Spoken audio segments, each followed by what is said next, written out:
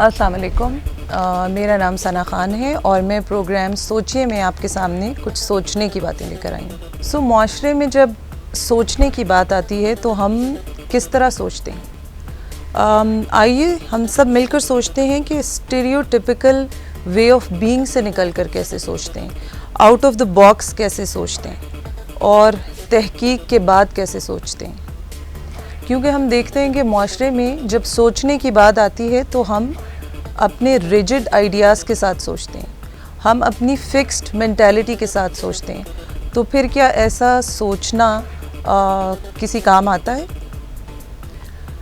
आज के प्रोग्राम का टॉपिक साइकोलॉजी से रिलेटेड है और इस टर्म को एक लेमैन, एक आम आदमी किस तरह से परसीव करता है। तो जब आप साइकोलॉजी के बारे में सुनते हैं और आप सुनते हैं कि कोई बंदा साइकोथेरेपिस्ट के पास जाता है, साइकाइट्रिस्ट के पास जाता है, तो पहला सवाल आपके जहन में क्या आता है? तो मैं एज अ साइकोलॉजिस्ट ऐसे बहुत सारे सवाल फेस करती हूँ। जब हमें कोई लेमैन मिलता है तो उसका पहला सवाल ये होता है कि can you read my mind, can you tell me about my personality.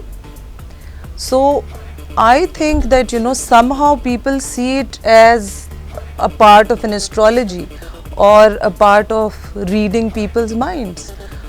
So आइए हम सोचते हैं और इन मिथ्स को ब्रेक करते हैं जो इस फील्ड के साथ लिंक्ड हैं। और आज तक हम जो मेंटल हेल्थ प्रैक्टिशनर्स हैं हमें काइंड ऑफ सफ़र करना पड़ता है where we have to first explain to people that you don't first have to be really crazy or you don't have to be really insane to get or to come to for a therapy. जबकि psychology is a legitimate science with decades of research. तो क्यों हम इसको आज तक एक magic समझते हैं, हम क्यों इसको आज तक एक माइंड रीडिंग गेम समझते हैं? मैंने बहुत सारे लोगों को देखा यहाँ पर इन टर्म्स को मिक्स करते हुए, जिसमें साइकाइट्रिस्ट और साइकोथेरेपिस्ट आता है। So when it comes to psychiatrist and psychotherapist and when it comes to mental disorder और mental issues, people have big misconceptions. So I'll try to tell you what is the difference between these two terms. So आइए सोचते हैं कि इसमें फ़र्क क्या है। तो जो साइकाइट्रिस्ट है वो मेडिकल डॉक्टर होता है और वो आपको मेडिसिन प्रिस्क्राइब करता है। वो पहले डायग्नोसिस करता है एंड देन ही makes a treatment plan for you that will be based on the medication. Now comes the field of a psychotherapist. So what does a psychotherapist do? A psychotherapist would not give you a medication. He would not or she would not diagnose you, and what he or she does is that they will give you therapy, right? They will, and it's basically called talk therapy. It is done through different psychological testing. It is done through different behavioral techniques. So these two terms and these two fields are interconnected, but yes, there is a difference. One can prescribe medication and the other will not prescribe you medication. And what is the importance of these two fields? So when there are personality disorders or disorders like schizophrenia or disorders like serious mental disorders, chronic depression, then you need a medication and you have to go to a psychiatrist for that so that you can get your medication.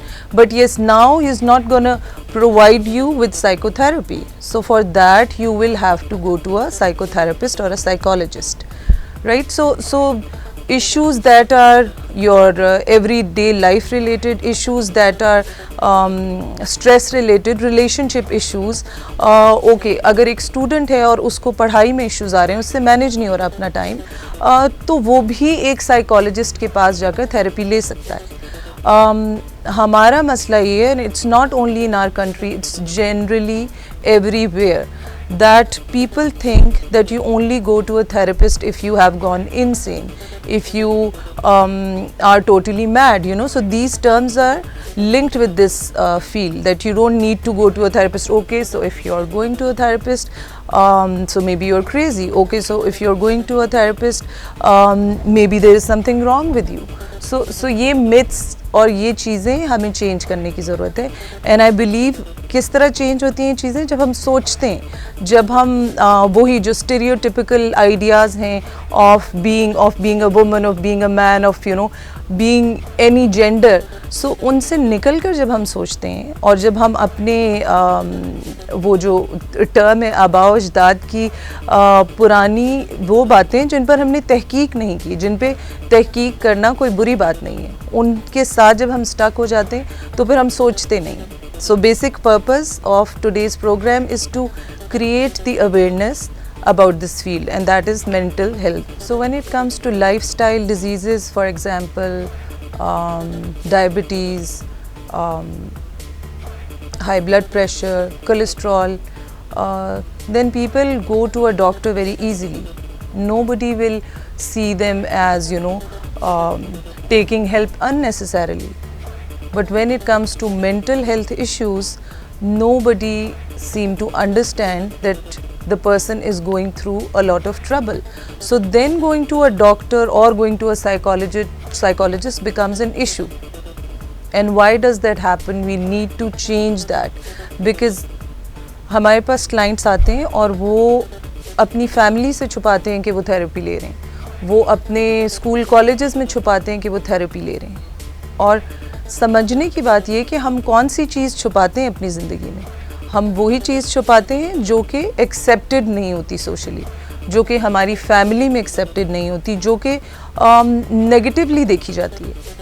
सो इस चीज़ को समझना कि अगर आपकी body को ज़रूरत हो सकती है मेडिकेशन की, अगर आपकी बॉडी को हेल्प की ज़रूरत हो सकती है, अगर उसमें कोई प्रॉब्लम आ गया है, तो फिर आपके माइंड को भी इसी तरह ज़रूरत हो सकती है अगर उसमें कोई प्रॉब्लम आ गया है. प्रॉब्लम कोई भी हो सकती है. प्रॉब्लम आपका अगर सवेयर है तो केमिकल इम्बैलेंस हो सकता है, तो वो अब आपकी सोसाइटी की बातों से सॉल्व होने वाला नहीं है. वो इन बातों से सॉल्व होने वाला नहीं है कि अच्छा you are being ungrateful, that is why you have mental issues. Oh, so you are not doing anything, that is why you are having mental issues. या फिर तुम एक्टिंग कर रही हो या कर रहे हो, या फिर तुम ड्रामा कर रहे हो, या फिर तुम्हारा रिलीजन की तरफ ध्यान नहीं है, इसलिए तुम्हें मेंटल इश्यूज हो रहे हैं. So that is why again the purpose is to think outside the box and think that mental issue can be a real issue and it is actually a real issue. तो अगर आपका heart सही काम करना बंद कर देता है तो आपके लिए बहुत एक्सेप्टेबल है. तो जब आपका ब्रेन सही काम करना बंद कर देता है तो फिर क्यों स्टिग्मा आ जाता है, तो फिर क्यों ये बातें आ जाती हैं कि नहीं ये रियल इशू नहीं है.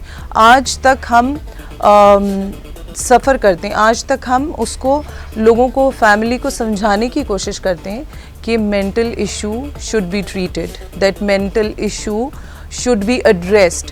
और आपने उन बच्चों को, उन लोगों को एक सोसाइटी का अलग या रिजेक्टेड हिस्सा बनाकर नहीं रख देना. क्यों नहीं रख देना? Because they are actually going through a serious illness. Okay, now let's look into effects of mental illness on our physical health. So when we ignore our mental health, we are ignoring our physical health as well. That actually has some importance in everybody's life. So if you're physically ill, you're really concerned. But if you're mentally ill, you let it be. So when you let it be, then you don't realize that mental health issues will affect your physical health as well.